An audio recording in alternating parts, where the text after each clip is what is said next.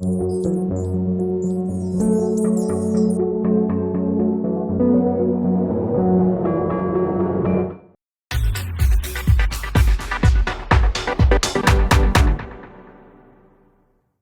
hi Ian, we Hi. are here on the Melbourne Instruments with Nina again.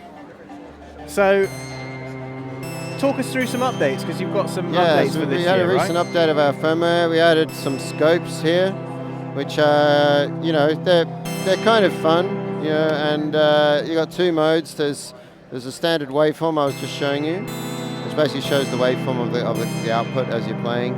And you can also put an XY mode, which shows you it's like a goniometer. So if I start spinning the spin control, you can see how the goniometer shows the stereo phase alignment spinning around and around. I go faster and faster. So that's it's a nice visualizer. They're pretty common things and fun to add to the synth. And in terms of more sound making stuff, the biggest update really was the ability to modulate the morph. The previous firmware, the morph was just defined by the morph control itself. So, as you morph between the two sounds, you could see all the controls move.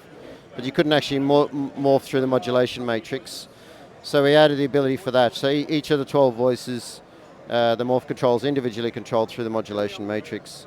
So now I can, if I morph, I'll go back to the scope actually and show that there. Now when you play, you can map an envelope to the morph. You can map something simple like the modulation wheel to the morph, and you can basically then you can have the sound evolve and breathe between the two sounds as you're playing, and each note individually does it. So where, obviously it's out, and how's the feedback been? Yeah, people love it, and what's really pleasing is is that actually, as time goes by, it's getting more and more popular. We're getting more and more reviews, and people are going out to stores and buying them. So yeah, we're very happy. It's had a good reception. So has there been things that has kind of customer feedback and that's made you think about how to approach firmware updates and things like that? Actually, it's been good. We've had a lot of really engaged, talented, insightful people actually giving us some really good feedback. So we're really grateful for that. Yeah, keep it coming, and you're just emailing us support with all kinds of suggestions. And so we've done a number of firmware updates. We've kind of been doing one every month or two with smaller features and whatever. And we actually have another firmware update planned. It's going to roll in some new features from things that people requested.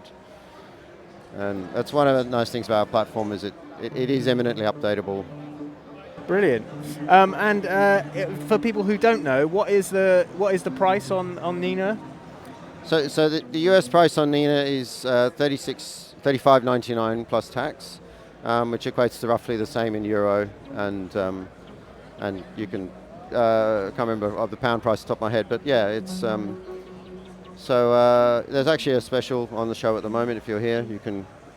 But yeah. Brilliant.